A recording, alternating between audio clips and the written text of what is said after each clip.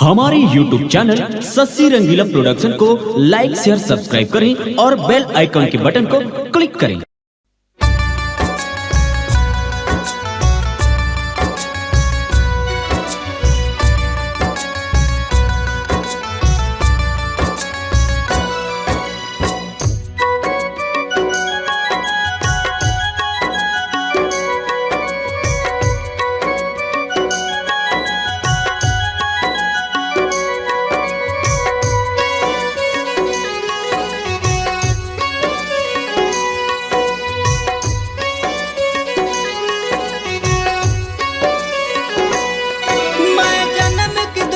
बुदाई मोर बिनती ल सुन महमाई, मैं जन्म की दुखिया बुदाई मोर बिनती ल सुन महमाई, मोला दरस दे जाना वो मोर जिंदगी हो गई अंधियार दाई तोर दया के दीप जलाना वो मोर जिंदगी हो गई अंधियार दाई तोर दया के दीप जलाना वो।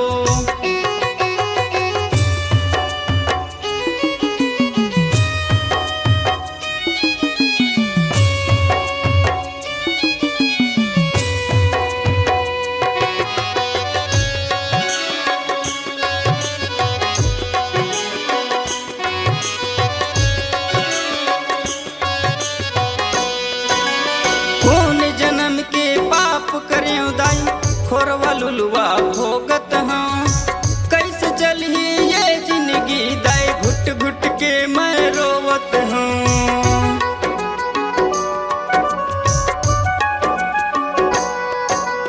कौन जन्म के पाप करे दाई खोरवा लुलुआ भोगत हाँ कैसे चली ये जिंदगी दाई घुट घुट के मैं रोवत हूँ। महतारी बन के खिला दे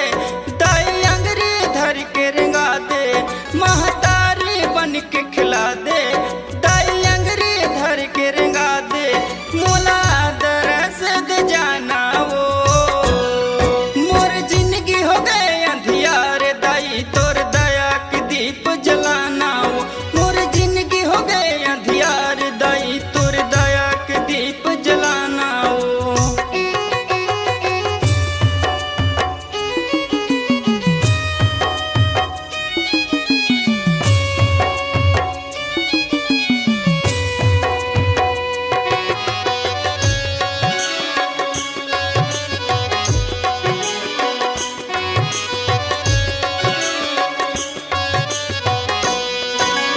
सताए दाई बैर जमाना काला मैं गोहरा हूँ वो चरण ले छोड़ के है महमाई अब कहाँ मैं जाऊँ वो।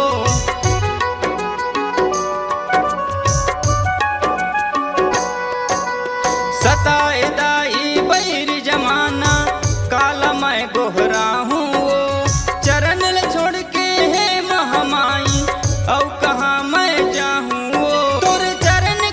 मैं पाते हूँ दाई माथे में अपने लगाते हूँ तोर चरण की धूल मैं पाते हूँ दाई माथे में अपने लगाते हूँ। माता ताही चंडी काली वो मोर जिंदगी हो गए अंधियार दाई तोर दया के दीप जलाना मोर जिंदगी हो गए अंधियार दाई तोर दया के दीप जलाना मोर जिंदगी हो गए अंधियार दाई तोर दया के दीप जलाना मोर जिंदगी हो गए अंधियार दाई तोर दया के दीप जलाना मोर जिंदगी हो गए अंधियार दाई तोर दया के दीप जलाना।